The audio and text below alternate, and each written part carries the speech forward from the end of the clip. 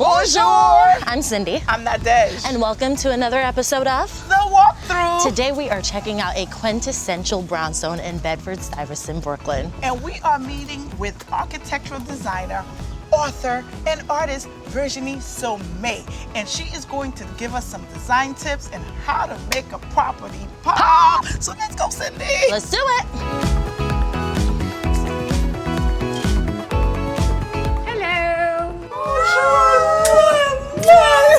Bonjour. Mwah, mwah. Oh my God, is that glitter? Yes, it is. I did it myself because I wanted to make sure my tenants feel like stars when they're coming in and coming out. Darling. I love it. I feel like a star. I love it.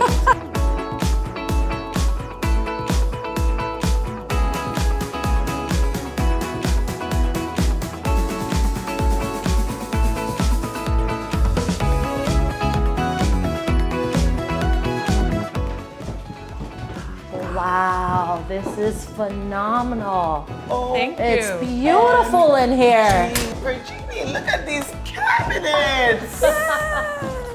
It's Virginie Picaboo. Oh, I And love it. thank you. I'm going to talk to you all about it, but first I just would like to propose you a tea. Absolutely. Love tea. Okay, cool.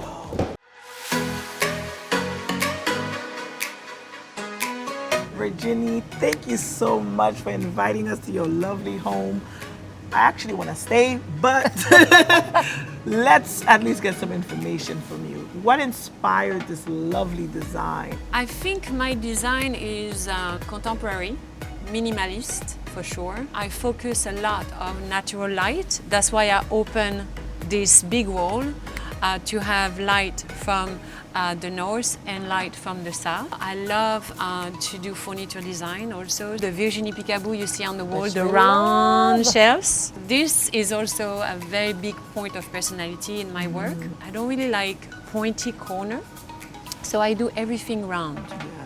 So that's pretty much the definition of my work, with a lot of feng shui from the Chinese culture. The inspiration for this work was from Mykonos, the island in Greece. Yes. I went there when I was 19 and I discovered all this curve, there's no angle and everything is white.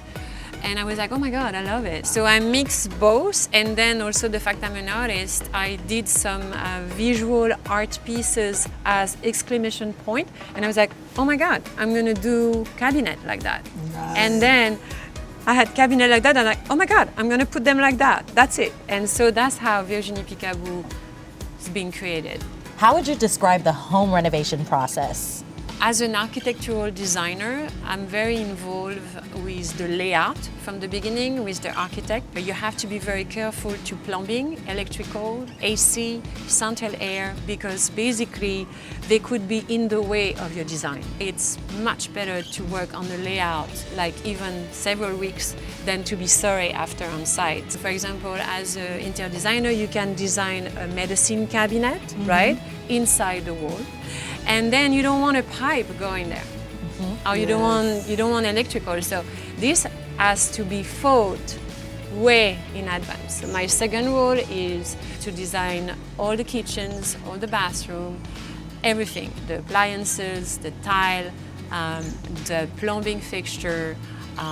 Absolutely everything, the doors, the windows. I'm also involved in a front facade, the back facade, in landscaping for the garden. If we decide to do a sauna or no, a hammam, terraces, deck, glass rail. I mean, every inches. You work a lot with developers. So when a developer brings you in, they see your work, they're like, I want you to do the same thing. Tell us a bit about your team. My team to do this project was 10 guys every day during 6 months from 8:30 to 5. Wow. And the general contractor was supposed to come every week. And the architect every month. So then I had to take over. meaning like I had to be there all the time. And it was really interesting because we were not speaking very much English, and I don't speak Chinese. So I learned very essential word in Chinese. We carried the LVL, this big piece of wood structure, over the stoop, and I had to protect my stoop by moving the wood. So I was like, Isham! So in Chinese, it's like, lift it up. So the whole block heard me. When I work with developers, I use their team and their general contractor, and then the general contractor is my best friend. Nice. At least you learned some Chinese. A little bit, They always say you don't need to speak the same language in love, and now we're learning in construction. Exactly. So it's okay, you make it work. Exactly. Everyone wants to get into the home renovation process now due to all the many shows on HGTV. What advice would you give to new designers? Do not do what everybody else do. Find your own creativity, your own research about what you really like. Never do something you don't like. Yeah. And have integrity and honesty. A lot of times, developers think they only need to work with a general contractor. What advice would you give to the developers out there, the flippers, on how someone like yourself, a designer that has that artistic touch, can make that flip even more valuable? Thank you, Nadege, for this question. Developers are very busy. Yes, they are.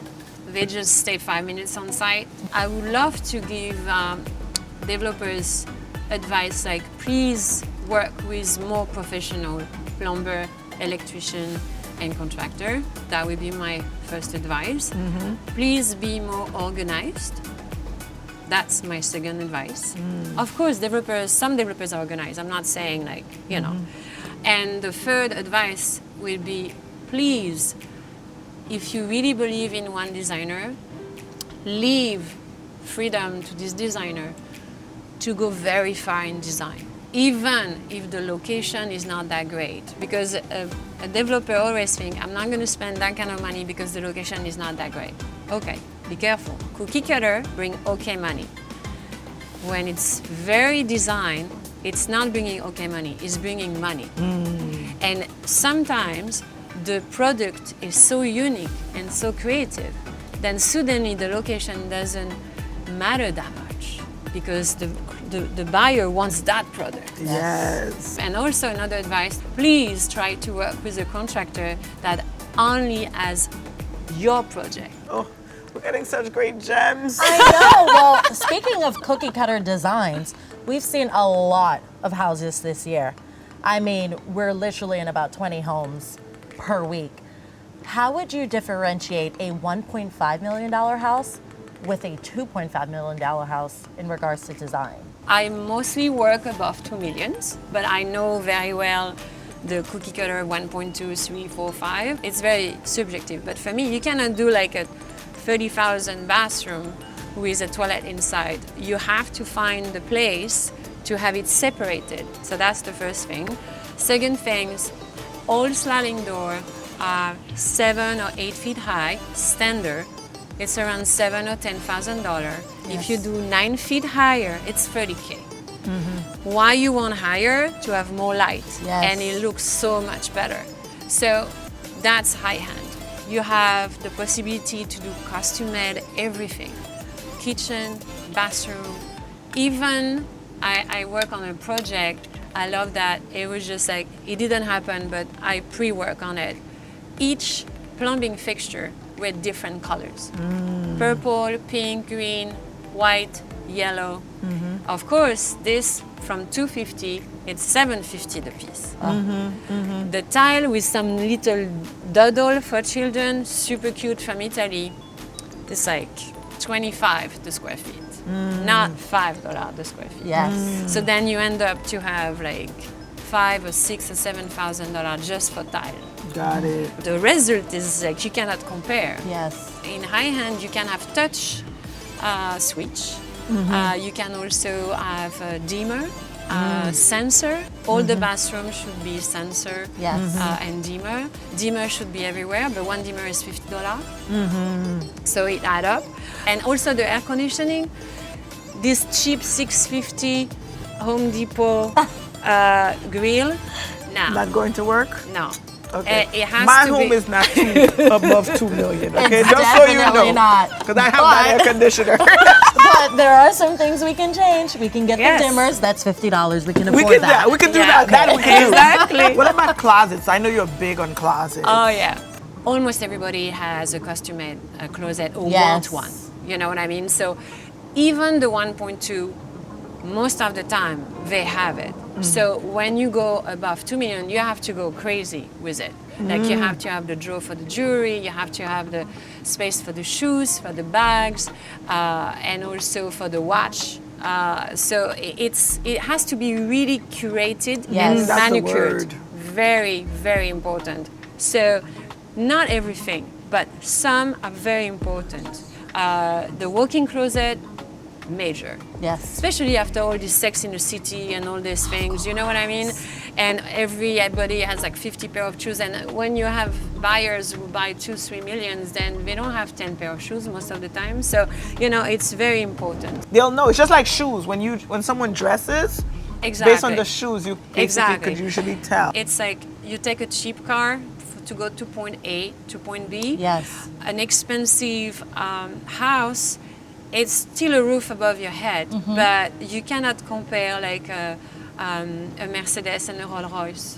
Basically, the main theme for high-end, you have to hide the technicity of the Yes. house Yes. the most you can. So our amazing viewers are watching. Yep. Who needs a Virginie in their life? Everybody. Everybody needs a Virginie. I do. You get a Virginie. You get a Virginie. You get a Virginie. You can either hire me for consulting, in design, in layout, in landscaping, also and furniture design. You can also order the Virginie Peekaboo. Developer can do that, regular person can do that, and it will give much more value to your property Yes. right away.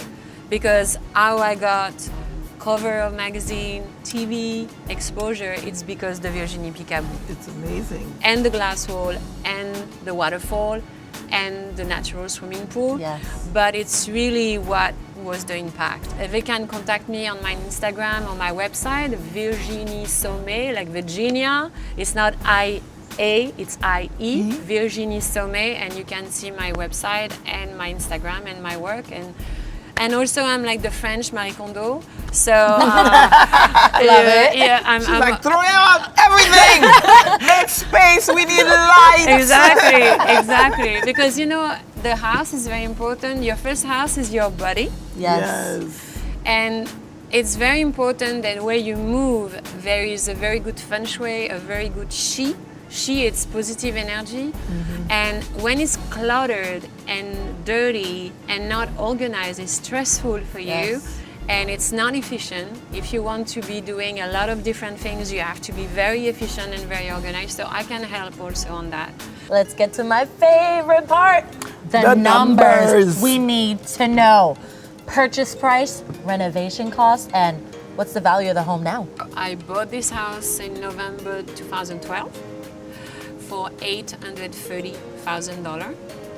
I spent around 250, 60, 70-ish. Yes. And the value of this house right now on the low end is 2.5. Wow. 2.5. Wow. What is the layout? Like how many units do you I have? have 4 family. So I have a 3-bedroom apartment on the 4th floor, and I have 1 studio and 1-bedroom apartment on the 3rd floor, and I have a triplex for me. Oh my gosh. What I'm hearing is rental income. We know I love that. So you want to know the price of the rental? Yes, please share. So I rent the 3-bedroom apartment, $3,600 a month, furnished. Oh. The studio, $2,000, and the 1-bedroom, $2,000.